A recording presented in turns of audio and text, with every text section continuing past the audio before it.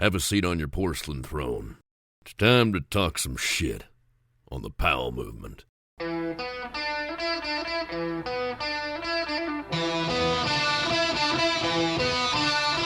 Welcome to the Powell movement. I'm your host, Mike Powell, and I'm back from the High Five Silver Tie Gala, which was amazing. It really was and always is one of those special nights. And this year, we raised $500,000 in the name of the High Fives Foundation. Thank you to Roy Tuscany for having me out, and all the folks at the High Fives Foundation for making this such a great event. The person that deserves the most thanks is Anna Stump. She's the reason the event went so smoothly. She put in all the work, and it was amazing. A lot of people did. It was really cool connecting with a lot of old friends, and I was hoping to see a lot more of the athletes that I've had on the show, and I did see Elise Sogstad, and she seemed awesome. It's crazy to think that her kid's already 3 years old, but all the athletes weren't there this year, given all the High Fives athletes were there. But at the same time as the High Fives Silver Tie Gala was going on, the Alpenglow Speaker Series was going on up in Tahoe, and we lost a few fun guests to that event. Leanne Pelosi was in Tahoe to tell her story, and I had Leanne on the podcast early on, like episode 10 or something like that, and I love her. She's so fun, especially back in the Party Pelosi days. She's also an innovator and a pioneer, and I would have loved to hear her speak at that speaker series, but I was on the mic that night too. And it sounds like we both killed it. How do I know that? Because I ended up seeing Leanne at the airport, or hearing her. Leanne was on FaceTime with a team manager or her partner or somebody else. She was on a bunch of different calls, and she was talking at volumes as loud as my dad would at the airport. Since everything she was saying was so familiar, I decided to go check out who the loud person was, and go figure, it was Leanne. We were delayed for an hour, so we talked for a while, and she's just as fun as she ever was, and like she did a decade ago, she's bringing it again with Full Moon Part 2.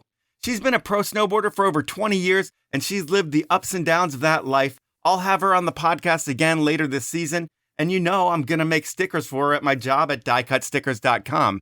If you want to make some stickers, any amount, email me at mike.powell@diecutstickers.com, or if you just want to go over to the website and order some stickers, enter the code POWELL15, that's a capital P and no spaces between the number 15, and you'll get 15% off when you check out. But email me. Then we can interact outside of the podcast, and it's so much fun working with people, so let's do it that way. That's enough about stickers. That's enough about my Reno trip. It was a success, but it was also so busy. I mean, one day I did sticker work for like 5 hours, then I interviewed someone for the podcast, and then I hosted an event in front of 500 people. I'm not complaining, but I wonder how long I can go like this. We'll see. Speaking about me going like this is one thing. My guest this week has been going in the world of bikes for over a decade. Georgia Astle is just getting started in the big mountain Rampage style of riding that's helped make her bike world famous. And while she wasn't a big fan of biking in the beginning of life, Georgia's no overnight success. And our podcast is a fun chat with a badass rider who can do it all. Before I get into it, I want to wish you all a very Merry Christmas, and this year, Hanukkah is on Christmas. That's so rare and cool. I remember growing up being a little Jewish kid eating Chinese food because that's all that was open for us Jews on Christmas. This year, Jews can enjoy the 25th as well. L'chaim. At this point, this is where I would ask you to do a lot of things for me normally, and I'm not going to ask you to do any of them. All I'm going to ask is that you follow me on Instagram at The Powell Movement, tell a friend about the show, and subscribe wherever you listen. Finally, I want to thank my incredible sponsors for all of their support, and I want you to support them as well, because I only work with the best brands. So if you get a gift for Christmas, say you get a jacket that's not outdoor research, well, return that jacket and use the money to buy something from OR and get a better product. Because like I said, I only work with the best brands, and an OR is the best. The other brands that make the magic happen are Stanley, Elan Skis, Best Day Brewing, and Insta360 Video. Now, it's time to chat with Georgia Astle. You're on Outdoor Research, and they sponsor my podcast, and that's cool. But when you're a sponsored biker and you get a new sponsor, is it almost a hassle? Like you have to get all new logoed clothing made with your logos on them?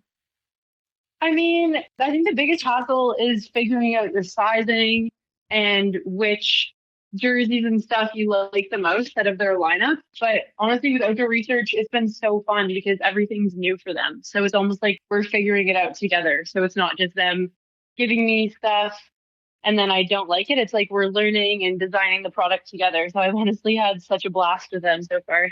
And they've knocked it out of the park with the product on the mountain bike side, which is awesome when you're a part of that and you get to design it. Do you have to chase around the logo files then to get those in place to print? Because it seems like every jersey a biker has like 30 logos on it. And I'm just thinking that when there is one tweak with the sponsor, does everything have to be made anew? Yeah, I mean, kind of. But if you think about it, I mean, you crash pretty often on a jersey. So it's like jerseys get made fairly frequently. And it's not too hard. You can even just find the PNG file of a brand, just even from Google most of the time. Oh, So it's not too bad. You can send it to a print shop and then it's really easy for them to figure it out too. And how many jerseys do you think you go through in a season? Well, actually, this year I only had 2 printed jerseys because I wasn't racing as much. When I was racing, I would go through a lot more jerseys because, yeah, you wear them for practice, you wear them for race days, you either rip them or lose them or whatever happens. But with my setup currently, I only have the 2 jerseys and I wore it for either whip off, a couple of races in Crankworks, and then Rampage. Okay. And then you also ride for Devincci. And when you think about bikes, how many bikes do you get a season? It's actually been interesting with Devincci too. Normally, I can manage just having, say, like if I'm doing a New Zealand summer to a North American summer, I would have maybe a trail bike, downhill bike for each. But then now Devinci's come out with a few different models of bikes, and I've been playing around. So I've gone through a lot more bikes just playing around with which model I like best.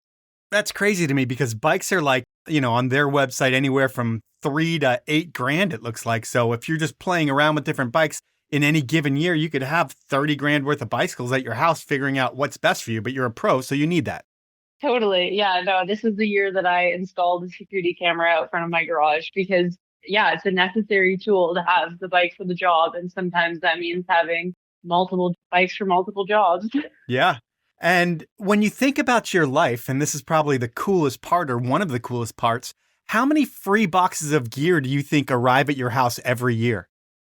Oh, yeah. I mean, that's a hard number to even guess because some brands actually send product nearly individually in a box. So every component comes separately. And I think it's just how their warehouses work. So Sure. I'll get mail every week, multiple boxes at the doorstep, and it'll be like a chain ring or a set of cranks. And it's not like there's plastic in there. It's all cardboard, but it just must be crazy in the warehouse, just sending out whatever they can so it's in stock as soon as they need it to be shipped.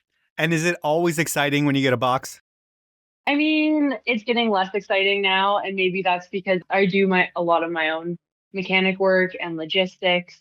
And also my garage is kind of a mess. So that usually just means I have to spend some time to find where to put it away or if I'm putting it on a bike. But no, it's still super exciting. Okay. I'm sure free boxes were few and far between when you were growing up because it sounds like your parents were ski bums that moved from Australia to Whistler. And were they aspiring to be pro skiers or were they full-on ski bums like the rest of the Australians that moved to Whistler? No, they were full on ski bums. They're actually both Canadian and they grew up in the prairies and super funny, but they learned how to ski and then they met each other in Australia. Oh, So they were working as ski instructors and then moved to Whistler. They've always been just the full ski bum lifestyle. did you grow up in Whistler proper? Yeah. Like, could you walk to town and everything? I mean, no. Whistler has lots of little housing subdivisions. So we were always on the south end of town, so closer to Creekside. Okay. But I've actually always been walking distance of my school. So I was walking distance to the elementary school, and then we moved, and I was walking distance to the high school. So both pretty ideal locations growing up. So you could walk to Function Junction? Yeah, pretty much. Nice. I like going there when I'm in Whistler. But do your folks get you and your brother into skiing as soon as you can walk, pretty much? Oh, yeah. I had a ski pass when I was 6 months old. So even before I could walk, they got it. It was probably free to get a pass at that age, but I have a stack of passes from, before I could walk. Oh, that's incredible. And I would want to think that life's all about snow and then you find biking and that takes over. But it sounds like a big part of your childhood was playing hockey. And did that turn into a really serious thing where you're like traveling all over Canada to play? Not quite all over Canada, but definitely around BC. Yeah, I'm super fortunate. My dad loves hockey as well. And he was always my coach growing up. So he was really into it. He didn't mind missing ski days on weekends to go drive wherever in Vancouver and past Vancouver for hockey games. He loved it. And then, yeah, I would play rep hockey. I was the only girl playing on boys teams, and we made it to provincials a few times, which were really long drives. So yeah, I had a lot of hours spent in the rink growing up. Is that weird when you're the only girl on a boys team? Like, do you get roughed up a little bit more from the other teams and stuff because you're a girl, or does people not even think about it? I actually did, and I think it would be different now, but especially the age that we were, which was around 14, 15, it was kind of the awkward phase where sometimes I would be taller than some of the guys because I would hit puberty before them, and then there would just be a few guys on the ice who had hit puberty early, and it was kind of this weird mix of all of us just being young, awkward phases. So some guys actually totally did single me out, but the guys on my team are awesome and would kind of protect me, but also it was a pretty level playing field. Like I never felt like I was any less. I was always just another person on the team. And how long did you play hockey till? Because I thought it might have been something that you just did through your youth, but you played all the way through high school? Yeah, I actually still play. I play in the beer league and I still get out on the ice at least once a week now in Whistler. When I'm home, I go play drop-in hockey too. And was there any future for women's hockey for you, like in the whole Canadian provincial system?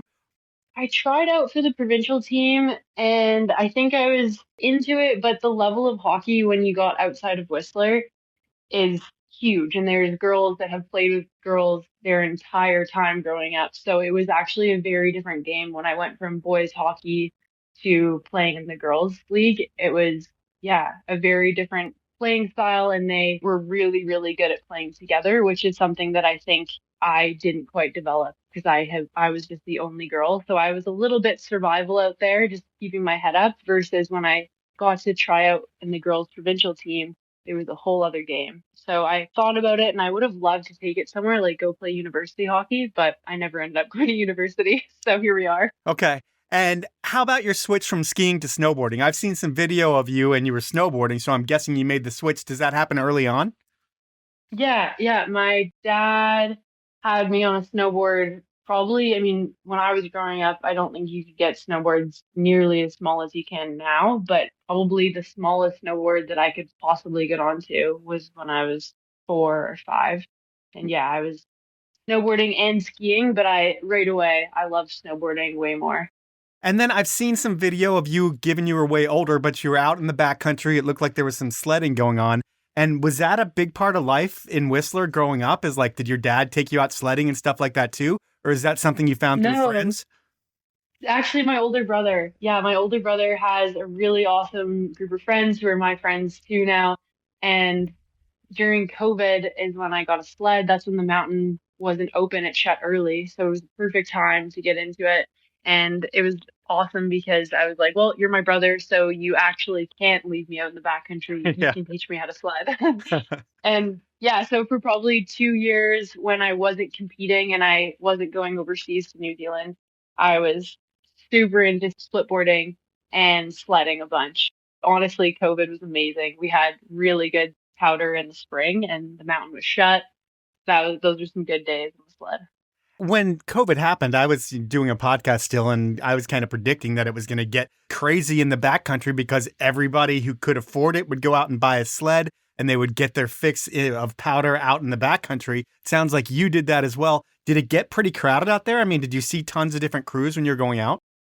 Yes, but also that was still early days of COVID when you weren't really meant to be doing anything where you could risk hurting yourself. That's still when they didn't really know about respirators. So being from like Whistler and then the best backcountry skiing is in Pemberton, which I think they only had 2 respirators or something between Whistler and Pemberton. And there was this huge no-no of biking and traveling to Pemberton or vice versa to Squamish.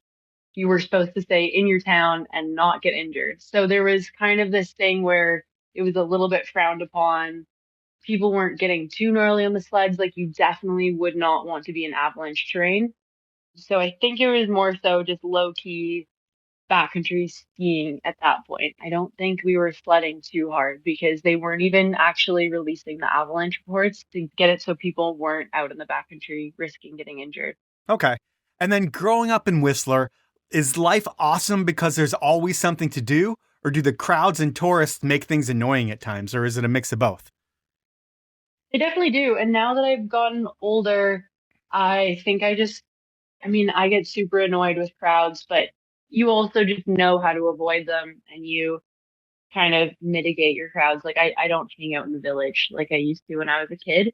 And yeah, I think that it has gotten busier, but also when you're a kid, I think you just take different joy in kind of being in the busyness. And there was always the festivals that would happen and free music. And I think that's the best part about Whistler too, is there's the grocery store and you go there and you're guaranteed to see someone you know, which is amazing. And also the worst thing if you're in sweatpants and Yeah, you're looking messy and you just don't want to see someone you know. And then also you get into the mountain and you might not run into someone you know. Like it's a small town, but it's also the busiest small town. and it's a small town and the busiest small town that brings in the biggest and best skiers and snowboarders in the world. I would think that you'd have like weird skier or snowboarder moments where you're riding a lift with someone crazy that you'd never thought you'd ever meet. Did that ever happen? Oh yeah, for sure. And I think even more so biking, it happens because it's even a smaller scale and the bike world is more condensed. But yeah, it definitely happens skiing or even like my parents living here for so long. My dad would be like, "Oh yeah, like he's a carpenter, so he builds houses with other pro skiers' parents." And it just becomes so normal that I think I have a whole different view on celebrities and professional athletes because I'm like, "Oh, they're just normal people. They live in Whistler too." Totally. Did you go to school with a bunch of other pro athletes that might have gone in different sports or in biking? Yeah, I mean, in my age group, there wasn't as many, but the Whistler secondary has pumped out a lot of, yeah, Brandon Semina graduated from Whistler and so many professional athletes. So it is pretty normal. And then you have WSI, which seemed like a highlight for me every year when I'd go up to Whistler, which is pretty much just like a big party with a bunch of contests going on around it. What was that like for you being like a kid at that point? Did you guys just hang out at the village and by the grocery store and pretty much throw down and have a good time? Oh, totally. Yeah. It was Ski and Snowboard Fest growing up was every spring. Yep. And that was like after school, everyone would be on the school bus that would take you to the village, not your normal route home. And everyone would be going around just getting free stuff and just basically pillaging that whole week and it's also spring and spring in Whistler is so fun because there's skiing, there's biking, you can do everything. You're starting to not have to wear a jacket. So spring and Hellas Snowboard Fest was honestly probably my favorite time of the year growing up. And then there was one other time in Whistler that I have to ask you about because I think it's only happened once in your life. But what was the whole Olympic experience like? Did you guys stay in town or did Yeah. you want to get out of there? No, we stayed in town. My parents fully took advantage of it. I was unfortunately a little bit too young. I was 13 and still in primary school. So I think the high schoolers got 2 weeks off of school just for the Olympics, and we only got 1 week. But through school, we got free tickets to a few events that were happening in Whistler, like the bobsled and a lot of the cross country skiing. But yeah, I was a little bit too young to enjoy the whole nightlife scene. I think that would have been really, really cool. Yeah, that would have been pretty rad. And Whistler's always been known as a ski mecca, but it's also one of the best places in the world to mountain bike. And biking wasn't your family sport. Like in the summer, the whole family would pack it up, chase the wind. And were you guys going to like Hood River camping and kiteboarding? Was that the deal?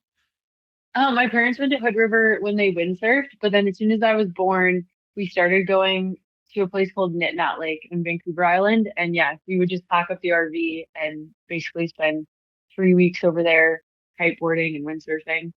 When you think about the different sports that you've done in your life, I mean, there's close calls with everything. First, with snowboarding, what's the scariest situation you've gotten yourself in? Oh, my dad and I would go on adventures, and honestly, our whole motive was basically to tick off every single possible way to our house in Bayshore from Peak Chair. And we would basically just get cliffed out 50% of the time. We would have to hike back up, or I would be shimmying my way down like a frozen waterfall with my dad. And I would like, there's scary moments, but I think I've gotten so used to being calm in those situations. But yeah, that's helped me with my decision making in the backcountry now, understanding when you're probably going to get cliffed out, because I just grew up getting cliffed out with my dad a lot. But yeah, there's been scary moments.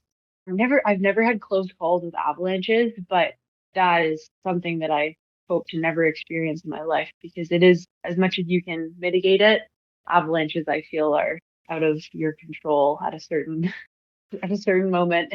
Yeah, I mean, some of the best in the world have been taken by avalanches. So yeah, it's not about ability. It's about being in the wrong place at the wrong time or not being prepared. Totally. Yeah. So happy to say that I haven't had close calls, but definitely scary moments. When you're way out there, you realize how big the mountains are compared to you. It's time for my first sponsor break, and I'm going to start out with Insta360, a leader in action cameras and 360-degree technology. I just received my camera, and let me tell you, this is the coolest piece of technology I've owned in some time. I'm so stoked on my new camera. And why should you get one? Well, you can capture all the action on the slopes with the Insta360 X4. You can shoot a full 360-degree video in 8K resolution and then choose any single angle you want after your run to edit it in. It's so game-changing, and you can't miss the shot anymore. From immersive POV videos to third-person shots carving down the mountain, the X4 does it all. And when you're on the hill, you'll get over 2 hours of runtime at 5.7K and temperatures down to -4 degrees. It's waterproof, it's super tough, and it's easy to use with all your gear on. It's a social media content capturing machine. And guess what? I have a limited time offer for the first 30 Powell Movement listeners who buy an Insta360 X4 camera. You're going to get a free ski pole mount so you can record 360-degree action hands-free. Here's what you need to do. Head to store.insta360.com, buy an X4 camera, and when you check out, use the promo code POWELL, that's capital Powell, and you'll get this special gift with purchase. Next up, it's Elan Skis. And while I could tell you all about the new award-winning Ripstick ski models and then push you to demo them at your local shop because they'll make you have more fun on the mountain, I'm just going to talk about your local shop. There's something special about stepping into your local ski shop. The smell of the freshly waxed skis, discussion about where to find the best skiing, and expert advice makes these shops more than just a place to buy gear. We at Elan believe that ski shops are the soul of skiing, a place where skiers can come together for genuine human connection. And that can't be replaced by going online. Going to a ski shop is an experience where you want to connect with a like-minded person who understands what you're wanting to do and wants to share their knowledge with you so you can have a good time doing something they love to do too. Shops are among the last authentic pieces of the ski community we have left. And here at Elan, we want you to support your local ski shop. You can find our list of dealers nationwide over at our website, elanskis.com, and remember, support your local ski shop. Last but not least this round is Best Day Brewing. And with snow season here, skiers, snowboarders, weekend warriors, tubers, sledders, snowmobilers, snowbikers, you get it. The doers of winter are getting ready to shred. And post-shred, it's all about après. And this year, do après the right way. Forget about the calories, forget about the alcohol, forget about getting in trouble on the way home. Because with a beer from Best Day Brewing, you get all the flavor of your favorite beer, whether it be a West Coast IPA, a hazy IPA, a Kolsch, an Electro Lime, or my new favorite flavor, Nature's Pills. And you don't have to worry about anything but having your best day ever. Blind taste tests have proven that you won't be able to taste the difference between a Best Day and your favorite alcoholic beer. Really, the only difference is you're going to notice how good you feel in the morning after drinking a Best Day, and you're also going to remember what you did last night, which is almost as refreshing as a Best Day itself. So the next time you're at the store, pick up a 6-pack of Best Day, or order one on your next Alaska flight, or you can always buy some on Amazon or over at bestdaybrewing.com. Those are my sponsors. Now let's jump back into the podcast. How about on your bike? What's your worst crash? Actually, my first year racing, I don't know, maybe it was stupid or maybe it was just me being young, but my first year racing downhill, I registered for Canadian Open, and it was my very first Crankworks as well. And I had a huge crash. So that's like the main downhill event at Crankworks, and it's a super gnarly track. And it would have been fine, and I should have just gone around the feature, but I think I found out that the junior women actually were allowed to hit this one jump. And morning of race day practice. I hit it for the first time following some other girls and it was fine. And then I hit it on my own.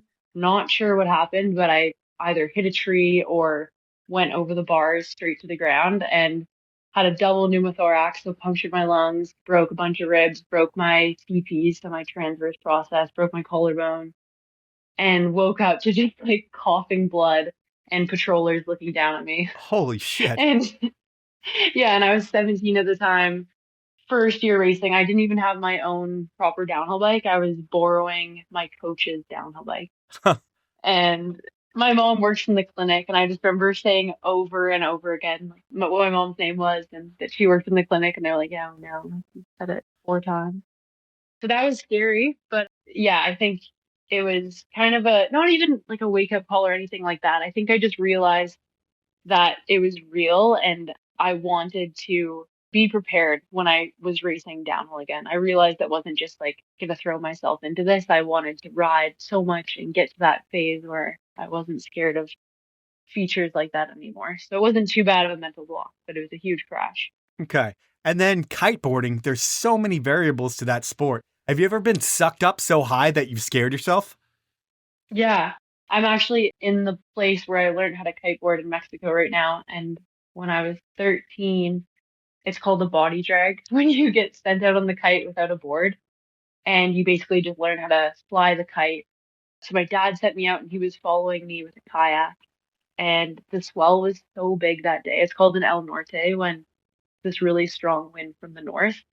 And basically I was super light and the storm kicked in while I was halfway through the downwinder. And I was just taking air with the kite and I was so light that I couldn't even do anything about it. So my dad's chasing me down with the kayak. My mom and brother are running down the beach trying to get me. Meanwhile, I'm 15 feet in the air. And when we got back into the beach finally, I remember my parents being like, okay, we're going to wait until you're 75 pounds for you to do this again. And then have you ever been slammed violently into the ground? No, never. Luckily, I've never had any. It's called a kite mare when that happens. Okay. I've never had any kite mare. I've seen someone snow kite and have a kite mare, and it really didn't look pretty at all. It was terrible, actually. Yeah, my older brother and dad learned in the early days of kiteboarding when there wasn't really safety at all. It was a wrist leash rather than a waist harness. And I remember seeing my dad getting dragged through the water, dragged on the snow, dragged on the beach. So luckily they figured that all out before I had to deal with it. And then when you look back at those family kiteboard trips, well, I'm sure they were awesome. Did you enjoy them the whole time, or would you have rather been spending time with your friends in Whistler? I loved it. Yeah, I think it taught me a lot about how to be really self-sufficient because I wasn't a kid that had a friend with me on camping trips. It was just my family, and my brother's just old enough that he was able to hang out with the adults, where I was just on my own, hanging out in the woods, talking to myself, making up games, just doing like the classic little self-sufficient kid thing. And I think it just made me, yeah, I'm able to entertain myself pretty well now. And when you think about your brother, given he's a little bit older, but is he a really good athlete too? Because I'm going to assume that you probably chased him around your whole life and with the things that he was doing, and that helped you get better at sports too. Oh yeah, he's good at everything, but he isn't really competitive at all. But he's so naturally talented. So I think I wouldn't say I'm insanely competitive in the way where I need to win everything, but I'm really competitive as in I want to do everything and I am really driven. So that combination just made him the absolute goal. Like if he could do something, then I had to be able to do it too. So is it more like a FOMO for you? Like you just have to be involved and included in doing it, and it's not like you have to win, you just have to be there? I think so. And he was like my idol, like my older brother. I was like, if he's doing it, I want to be doing it too. Okay. There was something that I read somewhere where you were so not into biking when you grew up that when your mom would want to go out on a bike ride, you would go with her, but you would chase her and you'd be running. Yeah, I mean, I think that's has to do with the bike camps that I got put into as a kid were pretty XC. And in Whistler, the pedaling is so steep here. Every single climb is loose and steep. And I was probably on her bike, which weighed the same as me. It wasn't for me. I would be with kids who are way better. So I think it was just my first intro to biking turned me off a bit. And then when she would go biking, at that point, I was really into cross country running. So I'd be like, yeah, I'll come with you, but I'll just run next to you. And then you fast forward a couple years, though, and you get into high school. And while those camps didn't get you fired up on biking, what in high school made you want to join the bike league? My best friend, like her dad, used to race, and she was always really into biking. And it's kind of one of those things where in high school, I just signed up for every single after school sport that I could, mostly so I could miss school, but also because I just love doing every sport. So we got to leave school early on Wednesdays because we would have cross country races every week in the springtime. So that was perfect for me. I got into it. I think I started by borrowing my mom's bike.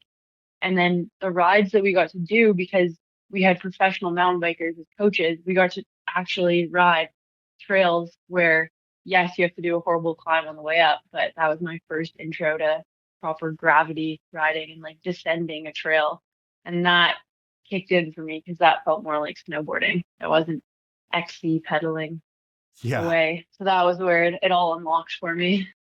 And, it sounds like personality-wise, from people I talk to, it's like you're the life of the party everywhere you go. It's almost like a class clown that wants to make sure everybody's having a good time. But then we talked about being competitive a little bit, and it wasn't about winning. But when you get to the start gate at a race, does a flip switch in your head that makes you want to be hyper-competitive when you're at the start? Because I think you'd have to want to win at some point. Yeah, and I think for me, what I've realized is I do my best and I ride my best when I'm having fun. So when that happens for racing, would have to line up with if I love the track, if everything goes well, if I didn't have some crazy, scary crash in practice. So I would do my best in races where that all linked up. And then otherwise, sometimes I found it hard to really, get into that race mode. I wasn't necessarily hungry for the win if I wasn't having fun. And then whereas with free riding, I find the whole process really fun. So that part was where I realized I maybe wasn't the best racer. I just loved being on my bike. Gotcha. And I would think the lifestyle and just the personalities around it help you fall in love with it too. But I would think that one thing with biking is that it's the one sport that you have to yourself. Like you grew up with skiing and snowboarding, which is your parents' kind of sport and your brother's sport as well. And same with kiteboarding. But are you the only one who's super fired up on biking, and does that become like your own? Well, it's funny now because my mom, she always has her girls crew and she rides a lot at a different level, of course.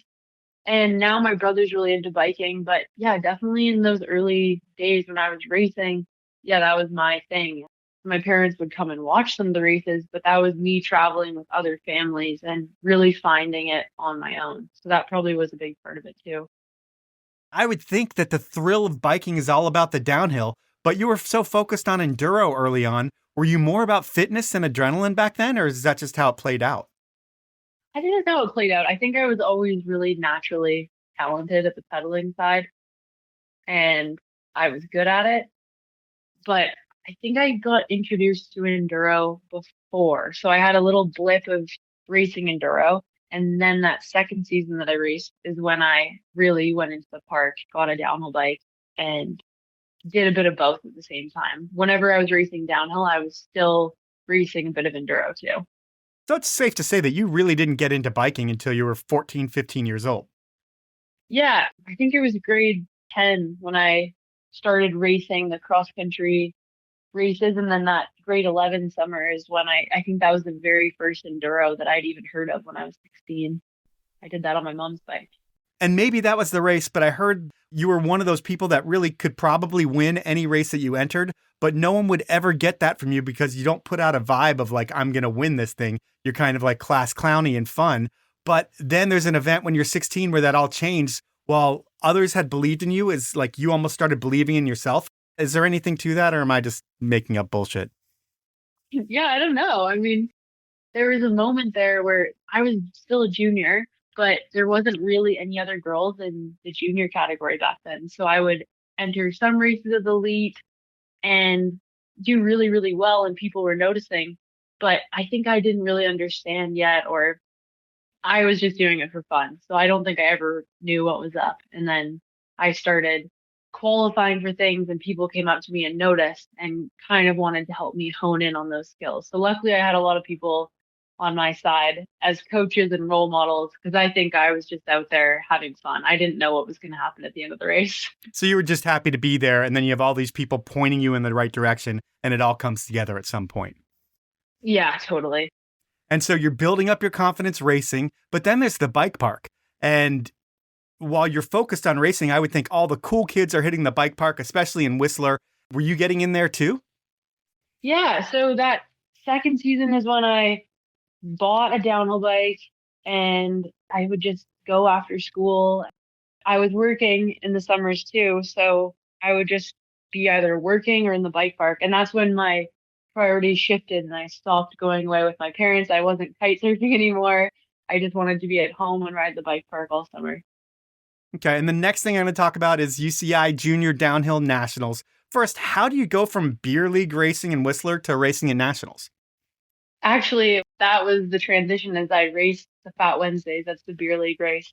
And I was close with Finn and Jack Isles at that point. And we were sitting there at the table after the Fat Wednesday, and Finn and his dad were like, "Oh, it's national champs in Sun Peaks next weekend. You should come. Like, just come with us." So that was the Wednesday night. And I packed my bags on Thursday. I had just started a new job. I had to call them and say that I wasn't going to be there for my first shift because I was going to this downhill race. And I drove there with Finn, stayed in the tent with him and his dad. And that was my very first downhill race, was national champs. So same thing, just rocked up, didn't know what I was doing, and ended up placing really well. And I think that's really where people were like, "Hey, yeah, you're pretty good at this. Like, I think you should come back next week, do the next race." And then all of a sudden, it kind of fell into place where, yeah, priorities shifted. And I was all of a sudden, every weekend, I was racing. Yeah, it's like the first year you go to nationals, you do okay. The second year you go back and you end up doing really well there to the point where everybody starts to know who you are. And when you think about coming into nationals the second year, do you come in with a totally different mindset where that first year it's like, oh, on Wednesday, I found out I'm going to go from this rad Wednesdays to this national championships event this weekend. But the second year, you're actually focused on it and you're like, I'm going to do well here. Yeah, I think it was a bit of that. And also by that second year, it's crazy, but I was already racing World Cup. That second year of racing, I was training and I got to Mont Saint Anne after national champs. So I all of a sudden collected enough UCI points from those 2 years of doing well at national champs that's how fast the trajectory was. There wasn't other junior girls my age racing. So I qualified for world champs and World Cups right away. Does that get you on the Canadian team, like as a junior, when you do that and you qualify and you can go to Andorra? I mean, do you get that honor?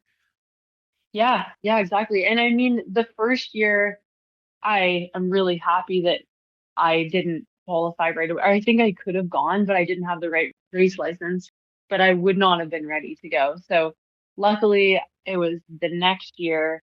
And yeah, I was the only junior Canadian girl that year, which was pretty cool.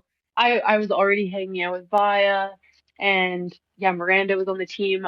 Claire had me under her wing from high school racing days. So they were all there. Casey was there too for the Canadian side. And even though they're a lot older than me, right away we all got along super well, and they were the best friends and role models that I could have while overseas racing. That was pretty cool. When you're on the national team, what are the perks of that? Do they pay for that trip to Andorra and everything, or do you have to pay for it out of your pocket? Oh, no. In Canadian racing, you pay for everything. I think I had to pay for my jersey. I had to pay a team project fee. And yeah, oh no, you pay for everything. I think it just means that you get a coach and you have someone, like there was a mechanic who was looking after our bikes, and he did a really awesome job at looking after everyone. But no, you have to pay your way. And how'd you end up doing at that World Championships? It was super muddy in Andorra, and the track was really, really steep. I think I ended up crashing and I came fourth.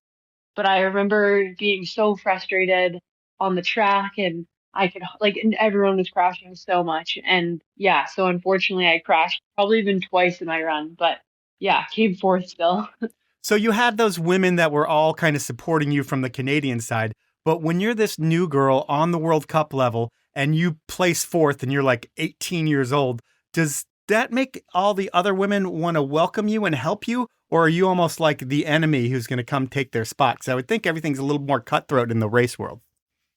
No, everyone was so welcoming, and I was still a junior at that point, so I was still the young gun, the Grom, and no, all the girls have always been really awesome and kind of showed the way. Yeah, and there is a big age gap between us, so I think there's always going to be that Grom that's coming up, and you can just tell when they're going to surpass you. But no, there's always really good energy, and I was always chasing down them too, because I mean, Miranda and Via and Casey, they're so fast, and they still beat me in races. So it's never been crazy, like, enemy or anything. We've always been really good friends the whole time.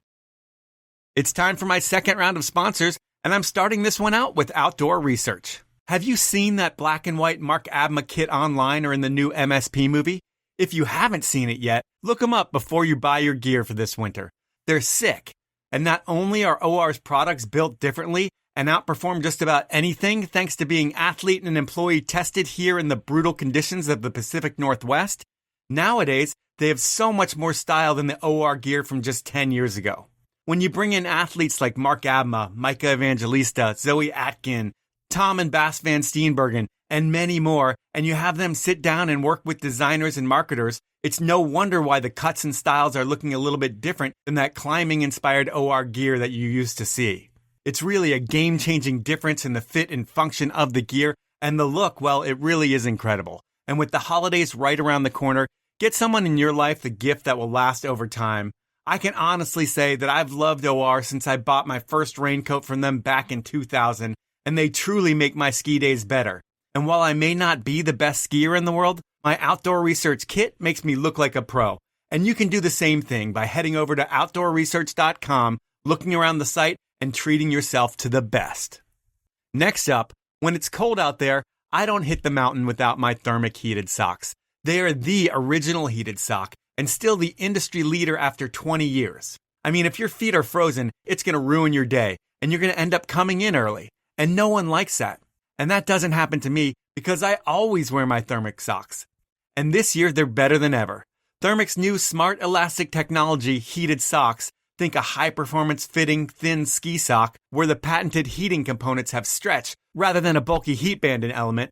They literally feel like you're wearing your normal favorite pair of performance ski socks with heat. But if heat isn't for you, don't worry. Thermic has you covered with their athlete-tested and proven Descent line of socks.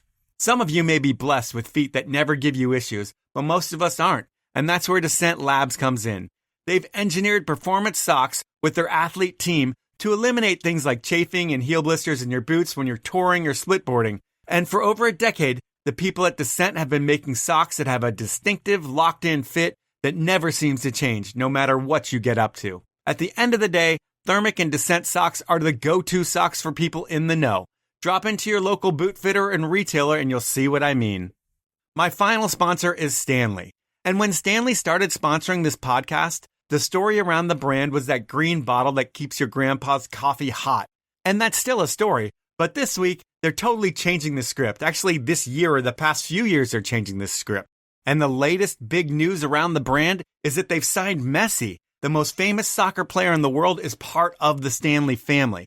And while Stanley still sponsors me and Matchstick Productions, and most likely a snowboard movie that I don't know about, they've really matured as a brand over the years. I mean, they are the hottest or coldest cup in the world, and it feels like it.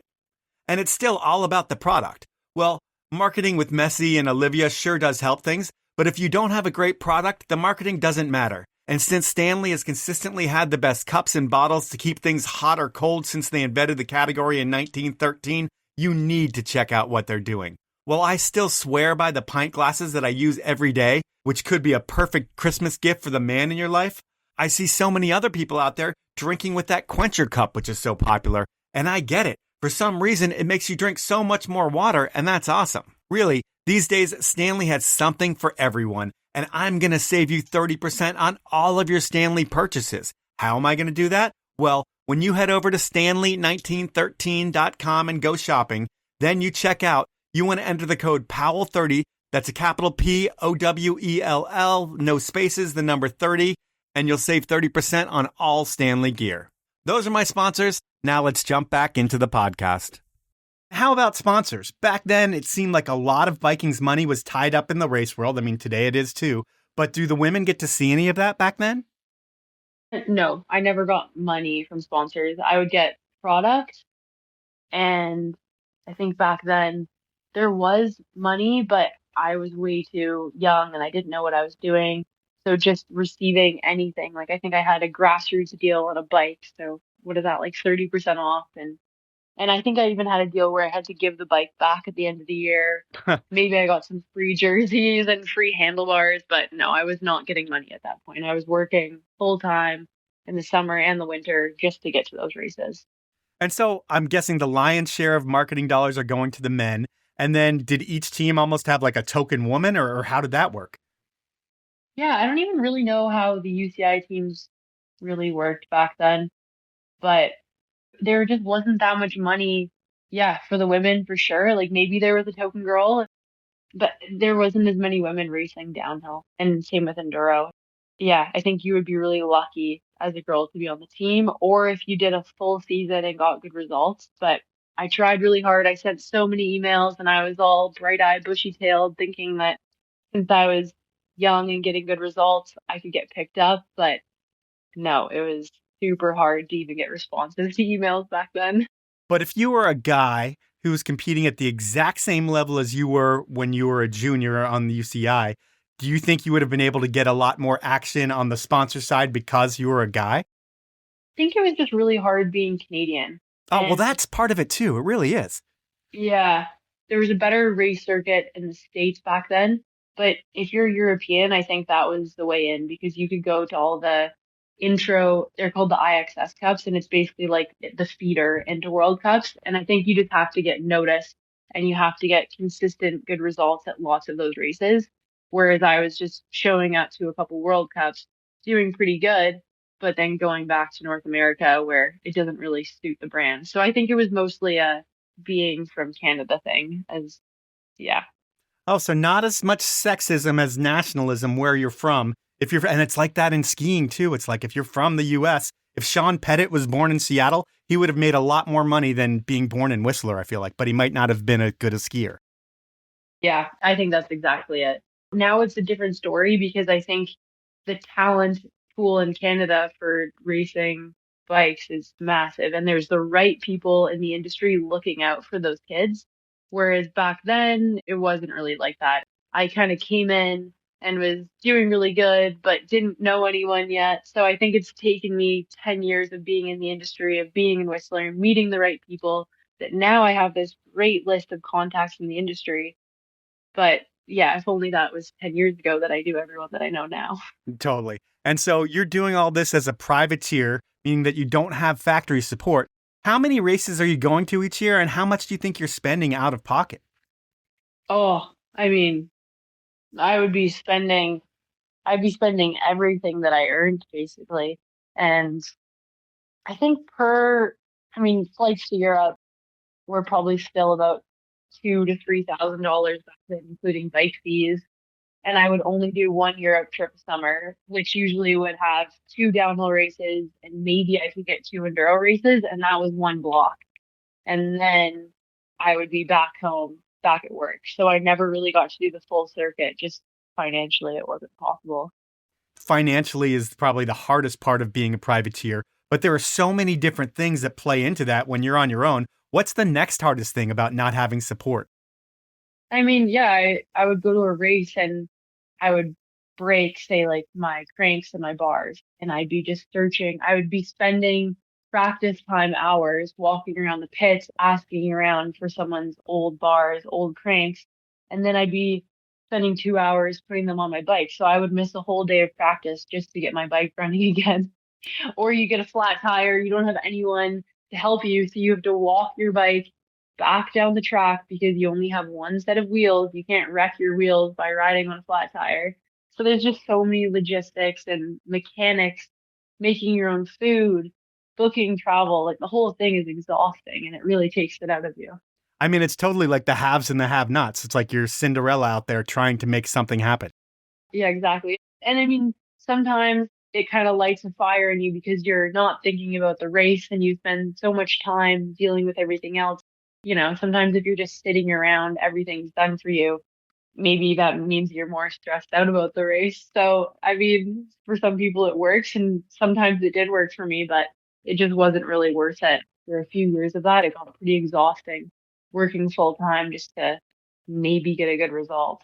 Yeah, I mean, I can't even imagine spending $2,000 to go to Europe and one of your 4 races while you're over there, you're 2 minutes into a race and you break a crank or something and then game over. It's done. Oh yeah, well, 2 grand is just the flights, and then there's accommodation, food, paying for like there was a fee to do the World Cup. Oh, the whole thing is a lot more than just 2 grand for those blocks of racing. When you say there's fees to be a part of the World Cup, so they're profiting off the racers just to have the races. There's like a built-in kind of element of capital being raised from the riders.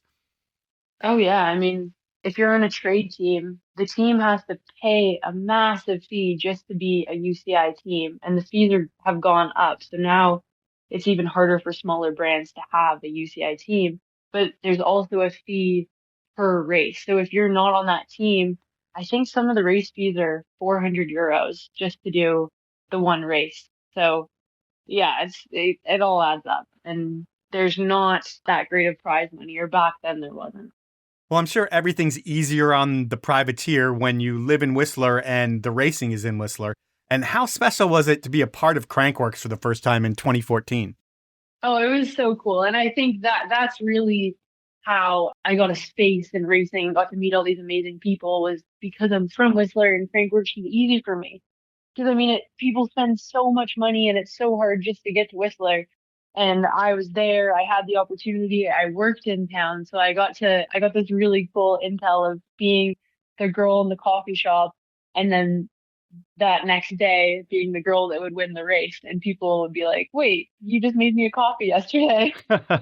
That's so cool. And then while that event is super important, when you think about important races in your career, what's made a big difference for you, what are your top 3? I think that the biggest one was actually the first time that I won Garbanzo downhill. I had a couple years off racing, and I had basically, hung up my racing shoes because I was over being a privateer. And I showed up to Crankworks again, was working full time, so just had a couple days off during the races and just wanted to race again for fun. And then I ended up winning Garbo and did super well, and a couple other, I think I did really well in the air DHs too. And then I had brands messaging me for the first time ever. So I had made a name for myself in racing downhill in the national scene, took time off, and then people were like, "You're back. You got to keep doing this." That was really where it turned. And that was how I got on with Devincci, actually. So from 2018 until now, it all started from then. And it was like the first 2 years or so when you're on Devincci, I think there might have been some racing in there. But what happens do you come to a moment where you decide, like, I am just over this race thing, I'm kind of burnt out, and I want to switch things up, and I'm having so much fun in the park and between slopestyle and Rampage style stuff. That's where I want to be. It looks so much more fun. And was there a moment in time where you decided to pivot and go in a different direction? Yeah, well, the irony is that I got on to Devincci, was racing downhill, racing enduro as a privateer with them. And then as I started getting into the freeride space is when they actually put me on the factory enduro team.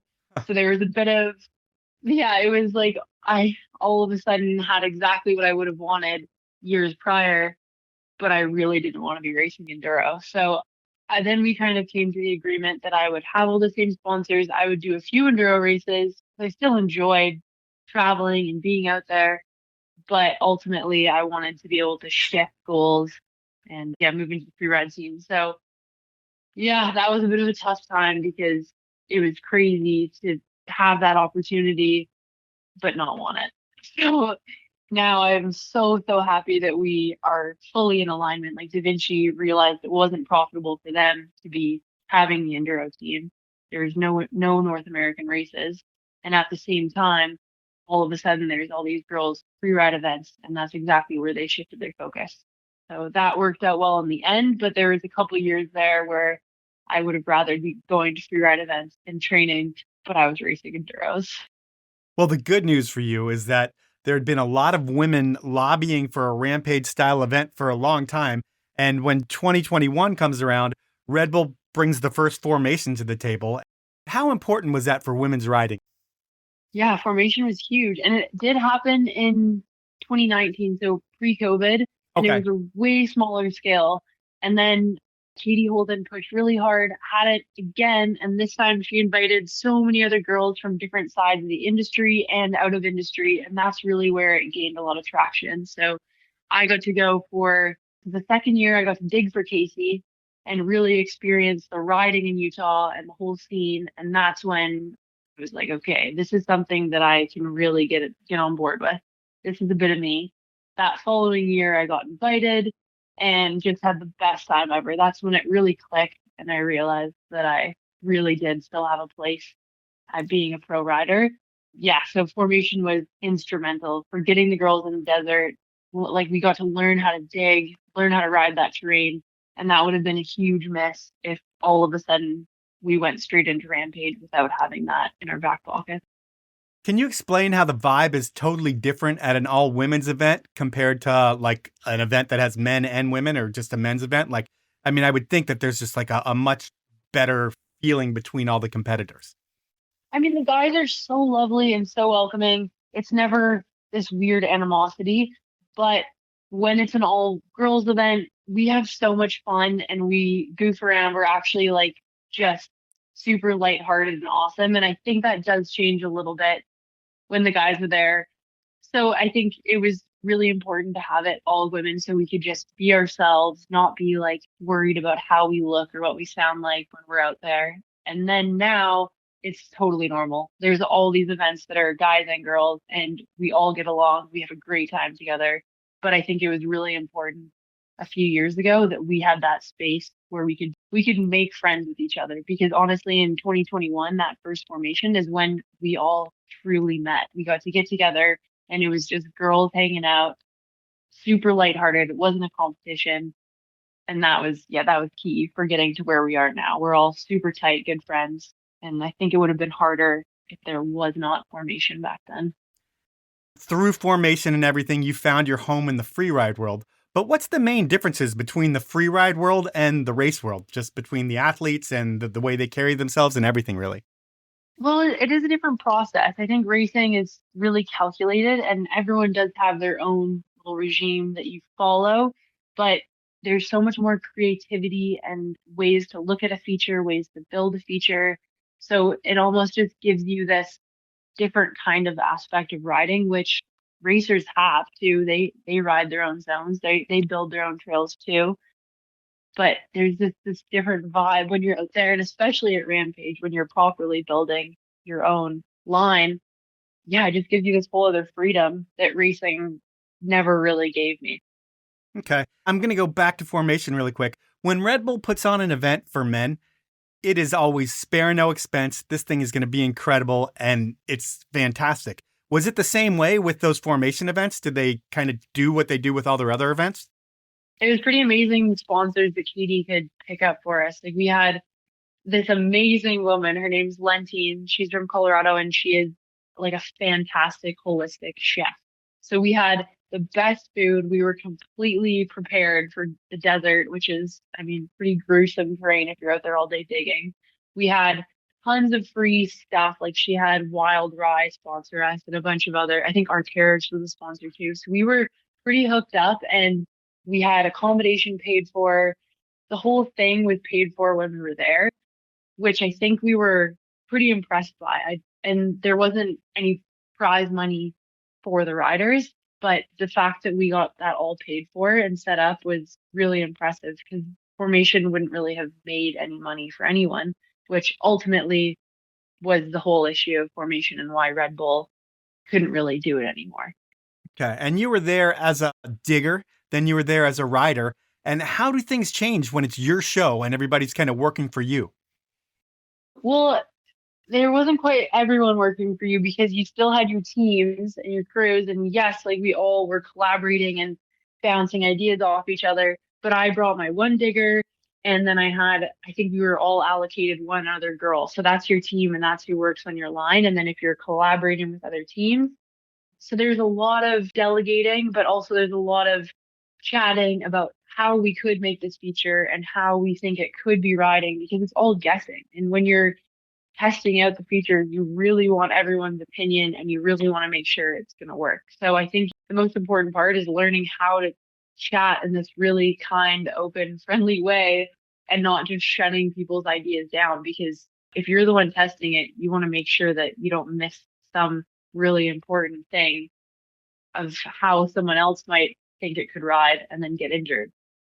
You know, and when you started talking about just like your building stuff and it's different for everyone, what made me think is, and I've asked this before to other people, is there ever math used when you're building jumps at all?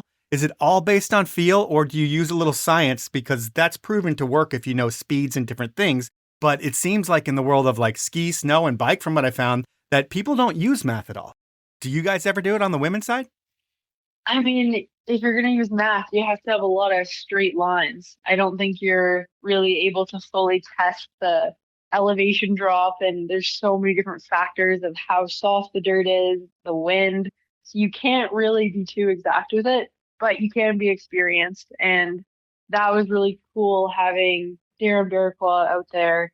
He's one of the main judges. And just before Robin and I guinea pigged our main drop, I wanted everyone there to help us look at the run-in. So honestly, our math for testing drops is throwing a rock, seeing how fast and how far you have to throw the rock to hit the sweet spot of the landing, doing as many run-ins as you feel you need, stopping at the last possible moment, and just getting people's feedback of if they honestly think it's fast enough, which is crazy.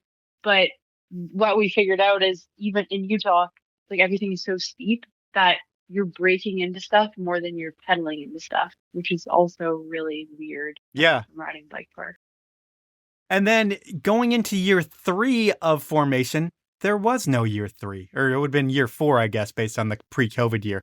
But when you guys find out that Red Bull's not going to do another event, I mean, I'm sure Katie is just crushed, but how are all the women? I mean, I would think it was like the biggest thing you were looking forward to. Then they pull that one out and you don't have it. And then there's no women in Rampage that year either. Did it feel like you just got kind of punched in the face? Yeah, it kind of sucked. I felt like we had a really good trajectory and we were all building on it. But also that probably opened the doorway to girls getting into Dark Fest and girls going to all these other events. And I think it probably pushed us in ways that we wouldn't have been before. I think maybe we were ready for the next step, and maybe formation could have been another good use for us to practice digging and going bigger in the desert. But also it was pretty cool that we got to experience our own film projects and do the guys events. And then we came back and yeah, Rampage was kind of just the next possible step. So we pushed really, really hard for that. Those last couple of years, there was a lot behind the scenes of making it happen. And are you involved in any of that behind the scenes lobbying? Not really. They ended up going for a small team of 4 of the main girls who were there since the beginning of formation and who were really good advocates, just because it would be too crazy if all the girls were involved. But I think we all had some involvement and were basically, by us doing our thing, still pushing to be free riders. That was all part of it. When you find out that women are going to be in Rampage, are there tears? What kind of emotions go through your head when you hear you're finally like called up to the big leagues? We were in the UK for Vero and Sam's backyard battle. So there was a bunch of us together already. And I remember Hannah mentioning it. And this is the crazy part. We had a half an hour warning before it was going live on Pig Bike. They gave us half an hour notice before the world knew that we were going to be in. So there was no warning. It was all a maybe. We had no idea what was happening. And this is in June. So in June, we find out that we're going to be able to apply. And fast forward, the applications are due, I think, maybe the end of that month. So 1 month to get the applications in. The next month, they would release who's in. The whole thing happened so fast. I waited until the last day that you could apply, actually. Not because, I don't know, a little bit because I was scared to apply. I was scared to go. But also, yeah, I didn't know if I would even make it in. So there was a lot to unpack there.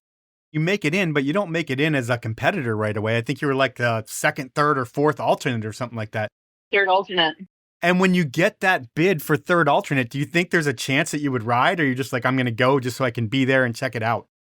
Totally. Being third alternate, I was pretty set up. I was pretty comfortable with not riding for the first year. And I was totally fine with that. I was like, I'm going to go, I'm going to dig for Via. I'll get my digging experience and I'll train hard to get it next year. And I was comfortable in that spot. And then as the list filtered through, like Jess had to pull out because she was racing World Cups. Yeah. And then with the other injuries that happened, all of a sudden I was in the car and I got the message from Todd Farber that he needed to call me at the same time. I think I found out that Hannah had hurt her Achilles. So it all set in and I realized that I was getting an invite to Rampage, and it was so exciting and also so terrifying. Yeah, I mean, when you stand on top of one of those lines, because you've dug in Utah before, you know what the venues look like. I mean, how scary is that compared to anything else that you do on a bike? Is this like 100 times scarier just because of the steepness and the unpredictableness of the Utah desert? I think it's a blindness factor. Like, there's not very many features where you see the landing when you're coming into it. So that's super scary because you have to really judge and trust your speed. Every time you do it, you're remembering where you let go of your brakes. And the whole thing is scary. It never gets less scary whenever you hit these things because you still can't see the landing. When you're building your line with your crew, is there a strategy involved with your build? Like, I need a trick here, I need a trick here. Although, you know, when you watch the women's Rampage event, it was more like Rampage back when it began, like more of a big mountain contest. And it wasn't really about trick. Sure, Robin had the backflip and everything like that, but it was more of a core big mountain event. Did it feel like that on the women's side? Well, so many of the girls came into it and their style was more jibby tricks, and that's what they wanted. But you build based on the terrain. So the venue that we were given didn't have a lot of room for jumps because it was so steep and the finish curl wasn't huge. So we only had room for that one shared trick jump. And then otherwise, yeah, like Robin's backflip jump halfway up is insane. And that's the next level, is having those trickable jumps. But yeah, basically the build process, the testing process, like that's the next unlock for us. But just figuring out where and how to build the line, I think, was a lot harder than all of us expected. And then what was the highlight of your line for yourself? The highlight was definitely it's called the slut drop, the drop that Robin and I shared. Okay. And it's by far the biggest drop both of us have ever hit. And it felt really special to, yeah, be the first one to hit it and figure it out with Robin. And the fact that it worked so well, the fact that we built that, we didn't really know what we were doing with the sandbags. And it felt like it was never going to end. Like, we were packing dirt with both of our teams for 4 whole days, raking, throwing dirt, building sandbags. So then to finally ride it and have it work so well was definitely the best feeling. Can you describe the emotions of taking second at the most important event in women's freeride ever? Man, that's the part that I don't even think has kicked in yet. But like I said, it was so crazy how fast, like in June of this year is when I found out girls could even get into Rampage. And a month before was only when I found out that I was in. So I think it's all going to settle in once I get to see everyone again and I start riding. But for now, it's just been, yeah, I think still decompressing after how insane that week was, how much stress was packed into getting there and performing. So now it's kind of nice that I'm not touching my bike and I'm still in a little decompression mode. But yeah, that was probably the most unreal moment that I've ever had on a bike. I would think that would open up chances for potential sponsorship because this is bigger than anything else that you've done in your career almost. Do people start reaching out to you? Like, at this point in your bike career, do you have to work or do you still need to work a little bit to supplement your travel and everything? I have been full-time biking, and yeah, I've been trying my hardest not to work for the past year and a half about, and it's doable. I can't go to all these events around the world that I'd like to do. Like that's still super expensive, but it's definitely manageable and there's more money available for travel budget, which is amazing, but it's still not the most lucrative thing in the world. Like it would really help if I had a part-time job to still supplement rent and food. Basically, the biking money just pays for the events that I want to do. Do you have an energy drink sponsor? No, I don't. I did have a Canadian energy drink sponsor for a couple of years, and I was hoping that was going to go somewhere, but then they ended up pulling out of biking. Okay. Because it seems like everybody who's got one of those energy drink logos on their helmets seems to not have to work. Or on the men's side, like, I don't think there's any men in the top 5 at Rampage that would work. I would think all the brands would pay them, but I mean, that's just my guess. But I feel like, there's still more money on the men's side, but tell me if I'm wrong. I mean, yeah, Rampage is the pinnacle of freeride downhill mountain biking. So you'd hope, but yeah, the girls are making our way there. So hopefully, biking's in such a weird place though too. And you don't hear the end of it. Like conversations with sponsors, current sponsors and new ones, you'll never get out of a phone call hearing, the state of the industry right now. So yeah, like there is money, but I think there's so many more athletes too that maybe it's just hard to spread across all of the riders that are in the scene. I don't even know. But yeah, I hope that I can continue to ride full time. And because now my goals are set, I'm doing Rampage next year and I would like everything to funnel into that, all of my training, all of my energy. So it would be really hard if I was working as well. I'm really grateful that I can just barely afford, but I can afford to not have a job at this right now too. Do you ever miss competing against the clock? A little bit. And I still race Crankworks and some fun ones, but yeah, I'm not too fussed about going fast anymore. I don't really care about racing. Okay. Well, at this point, it's time for something that I call inappropriate questions. And this is something where I would get someone that to ask 3 questions, and they can be anything. Unfortunately, I wasn't able to get someone that to ask you 3 questions, so I'm going to have to do it myself.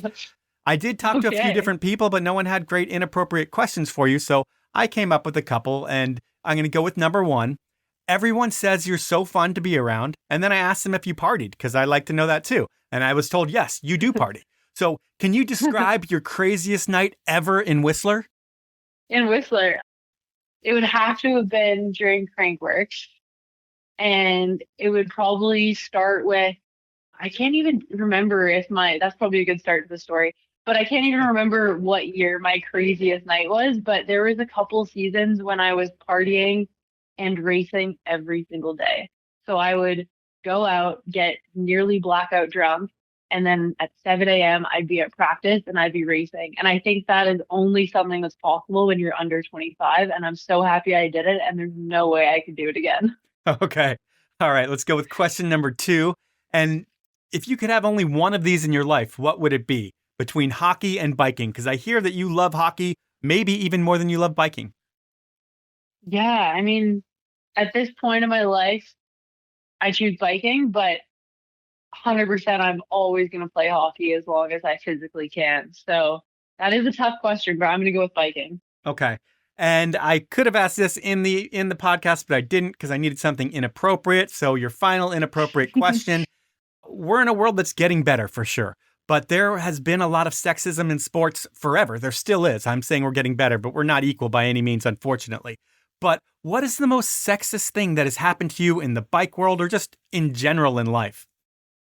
Yeah, I feel like I'm not afraid to tell guys off.